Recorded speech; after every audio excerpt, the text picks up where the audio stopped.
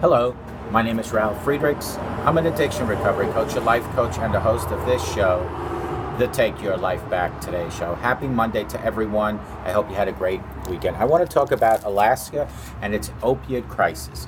Many of you have asked me in the past few years, why do I talk so much about the state of Alaska? Well, I've been to so many villages in the state, throughout that great state, that I saw firsthand the crisis of alcohol and drug addiction faced in these villages. I have adopted a sense of caring for the locals in the villages, a sense of concern as well. For you who don't know my connection to Alaska, I have worked in those villages as a traveling optician for many years.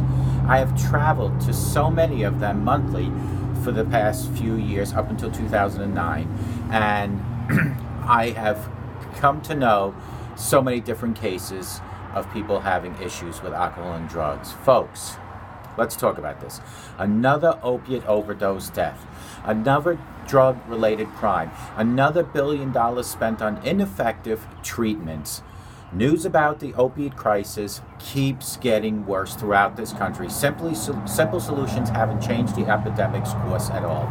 The number of deaths has continued to increase, driven by the influx of illicit fentanyl sold as heroin, as well as counterfeit pills and other illicit drugs like meth and cocaine, often contaminated with phenytoin.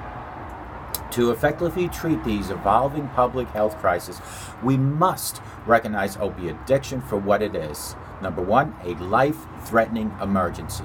Number two, a chronic disease. And number three, a preventable condition, my friends. First, opiate addiction is an emergency.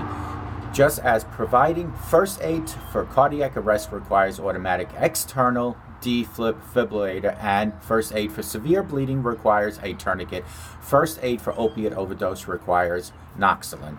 In 2017, Alaska Governor Bill Walker declared the state's opiate epidemic a public health emergency and made naloxone more readily available to all Alaskans. The U.S. Surgeon General's recent health advisory calls for increasing the drug's public availability. Too often, it is not available when needed. And just as other emergencies follow first aid with immediate medical care, the same strategy should be used for opiate addiction.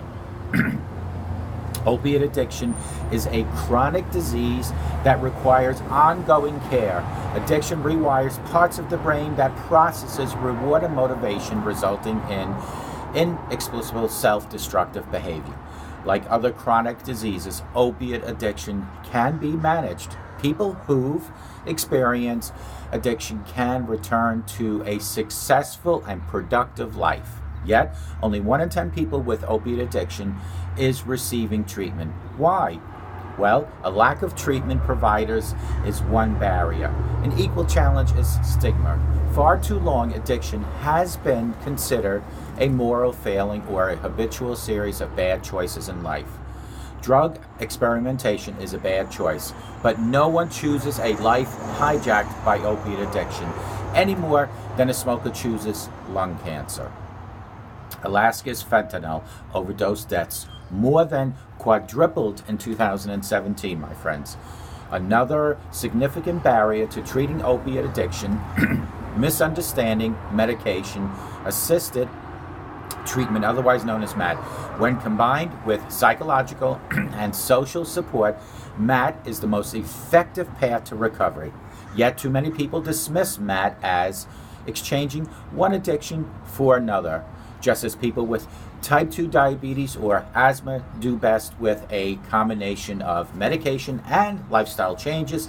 A multi-pronged approach that includes medication is best way to treat opiate addiction. And like other chronic diseases, addiction requires long-term management. Also, many do not know that the risk of overdose increases after a period of abstinence. Thus, a few weeks into detox is not enough for a cure without further treatment and can lead to relapse or even death. Finally, opiate addiction is preventable. Prevention requires addressing supply and demand. On supply side, sound pain management strategies will result in better pain control, fewer people becoming addicted to prescription opiates and fewer painkillers sitting in our medicine cabinets at home. For others to misuse. Interdiction by law enforcement can also reduce the amount of illicit drugs entering the market. However, addressing the supply side alone will not solve this crisis. We have to address the demand for opiates. This means confronting the thorny issue that makes opiates an attractive escape for so many people, including unemployment, homelessness, poverty, boredom, and racism. It will require learning how to prevent and mitigate the lifelong effects of adverse childhood experiences.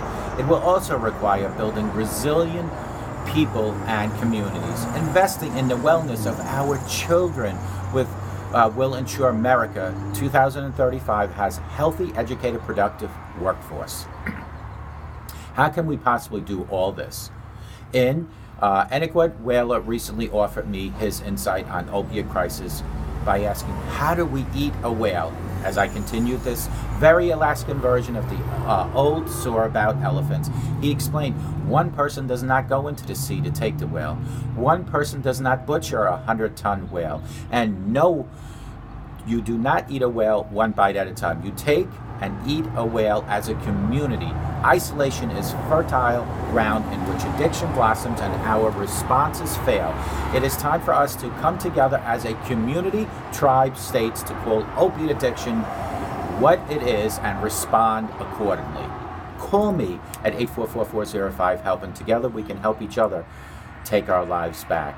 May God bless each and every one of you, and have a great Monday, and enjoy the rest